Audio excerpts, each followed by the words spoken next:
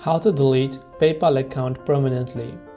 To delete your PayPal account permanently, you can simply go to paypal.com first of all, remove and withdraw any sort of balance or card or banks that you have linked. Make sure to remove them. Assuming that you have done that, click on the gear icon located from the top right hand side, which is called settings. Over here you'll find various options. If under account you scroll down to the bottom, one of the options will be close your account. If you don't find this option also, don't worry, you can simply go to data and privacy, and from data and privacy you can scroll down and you can say delete your data or close your account. So just click on the delete your data or close account button. Check the I understand that account deletion is permanent and cannot be reversed, so make sure to read all these guidelines before you try to delete your account, and click on the yes continue option to confirm the deletion of your PayPal account. That way you can delete your PayPal account permanently. Hope this video helped you.